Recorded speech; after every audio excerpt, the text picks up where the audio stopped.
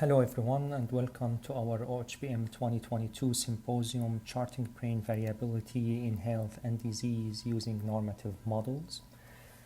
My name is Mohamad Habes. I'm Assistant Professor of Radiology and Epidemiology at the University of Texas Health San Antonio. I'm co-leading the neuroimaging core of our South Texas Alzheimer's Disease Research Center ADRC across multiple sites.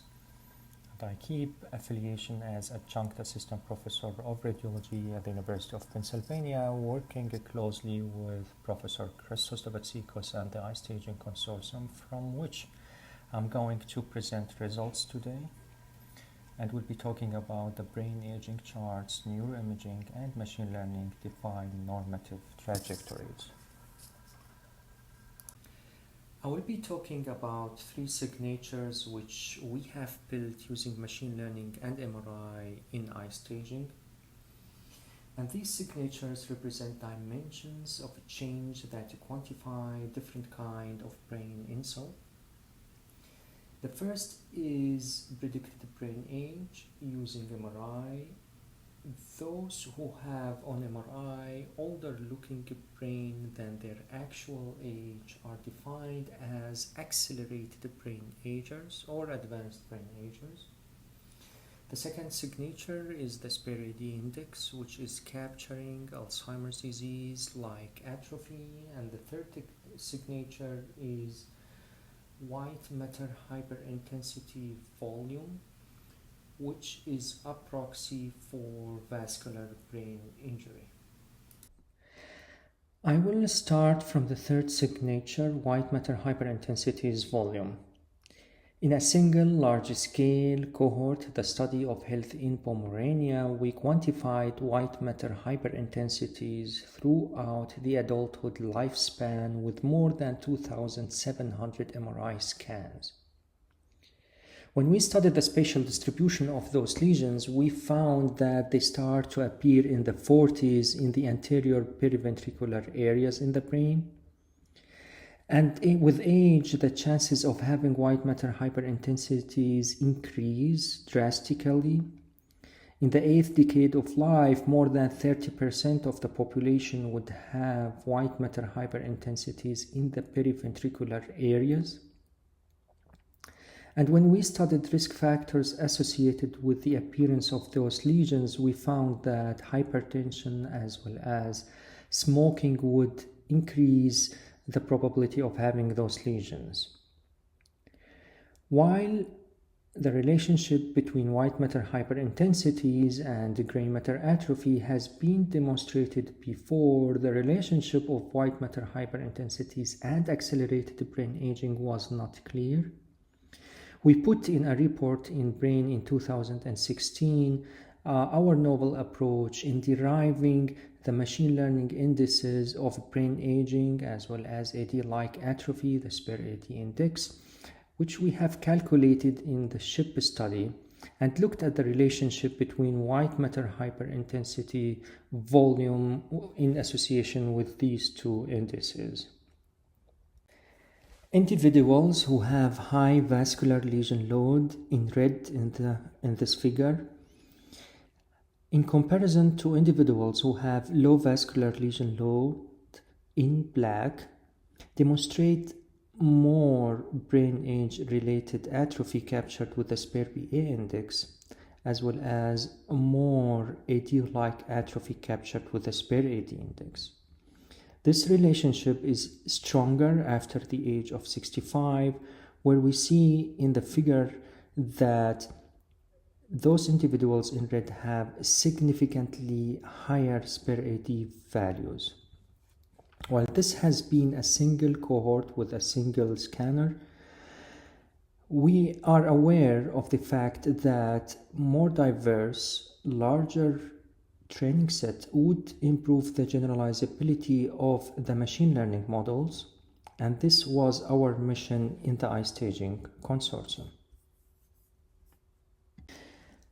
We have pulled data together from 10 cohorts and more than 8,000 MRI scans, and first we have performed imaging data harmonization using Compat to remove cohort-related effects. We have preserved covariate covariates-related variability like age and sex, and use data from healthy controls only for the harmonization, and then apply the same correction towards the entire data set. Such practice prevented disease-related effects from being eliminated during the harmonization process. After successful harmonization, we have calculated the brain aging signature to estimate deviation from typical aging. We developed multivariate pattern regression model based on support vector regression to predict individualized brain age for each participant. The model was trained with the T1MR scans using regional volumetric measures.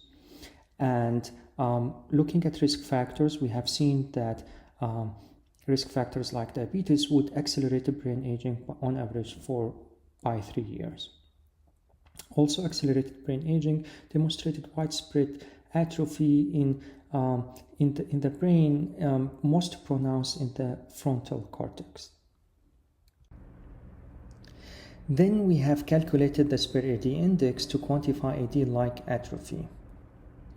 For SPER-AD calculation, we trained a support vector machine classifier to predict the diagnosis status as either control or Alzheimer's disease. The training set included only controls with non-negative A-beta status and only Alzheimer's disease patients with non-positive A-beta status. More positive SPER-AD values imply a more AD-like brain structure, while more negative values reflect more normal brain structure. The atrophy pattern associated with high SPER-AD are demonstrated in this figure, impacting largely the parietal, temporal, and entorhinal cortex. In midlife, high SPER-AD individuals deviated more from the norm than in older age. Then we have a quantified total white matter hyperintensity volume using a deep learning method that has segmented white matter lesions in individuals with available FLAIR scans. The model has been trained with data from more than 14 different scanners. And you see here the total white matter hyperintensity volume as a function of age in healthy subjects from 10 cohorts from eye staging, while some cohorts have a wide age range, others have rather limited age range.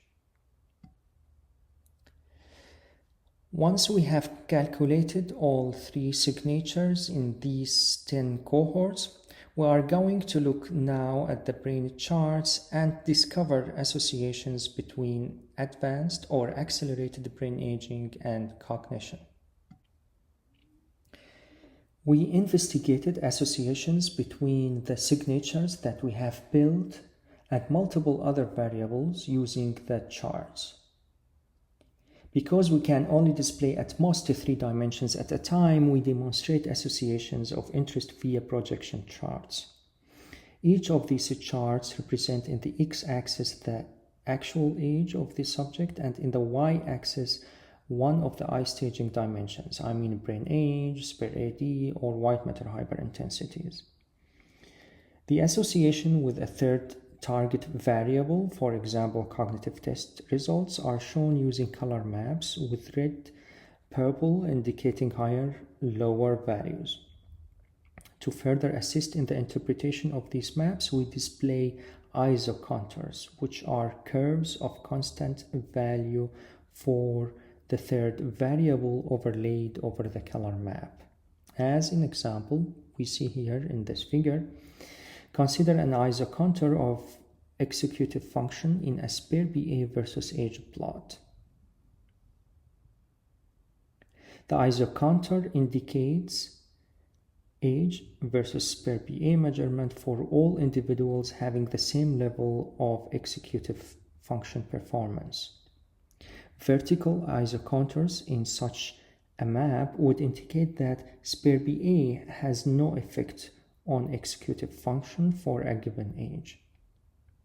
Horizontal isocontours would indicate that spare BA and not age is more predictive of executive function, and diagonal isocontours would indicate that both have similar impact on executive function.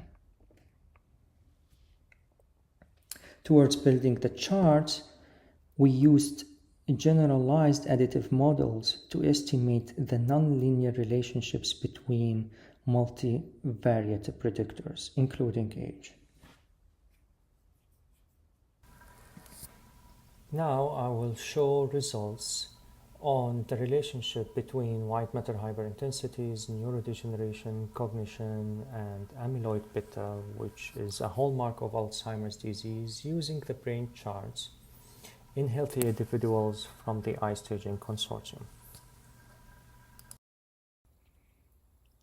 Using the charts, we were able to replicate our findings in the SHIP study in terms of association of white matter hyperintensities and accelerated brain aging, as well as white matter hyperintensities and AD-like atrophy, this time in 10 cohorts from the iStaging consortium. And the charts enable precise quantification of 1 cubic centimeter of white matter hyperintensities and the equivalence in terms of acceleration in brain aging. So, for example, in the left chart, where we see the relationship between white matter hyperintensities and the spare BA index, or MR predicted brain age, we see that 39 cubic centimeters of white matter hyperintensities would add about 10 years of brain age on average to a 61 years old. To the right, we see again the relationship between white matter hyperintensities and AD-like atrophy in the iStaging consortium in healthy individuals. Then we look at the relationship between white matter hyperintensities and executive function to the left, where we see diagonal isocontours, and with the memory to the right. And overall, we can see that low white matter hyperintensities can maintain cognitive performance for about 10 years on average. Finally, and in this chart, we demonstrate relationship between white matter hyperintensities and probability of A-beta positivity in healthy individuals. And subject who is 68 years old with about 10 cubic centimeters of white matter hyperintensities could have 20% probability of testing A-beta positive. Adding on the top of that, about 15 cubic centimeters of white matter hyperintensities could add the probability up to 40% of having A-beta positivity. Overall, white matter hyperintensities doubles the probability of testing positive for A-beta positive, and this relationship now, after successful harmonization in the larger scale consortium like iStaging, and after pulling the data together, we were able to demonstrate this relationship, which we were not able to see in a single cohort like SHIP alone, because of lack of data, of course. With that, we come to our summary. First, large N and machine learning help building the brain charts in aging. White matter hyperintensities were associated with accelerated brain aging and AD-like atrophy in healthy individuals from 10 cohorts. White matter hyperintensities could double the probability of testing A-beta positive, and overall machine learning and neuroimaging could help in precision diagnostics for aging and AD-related disorders.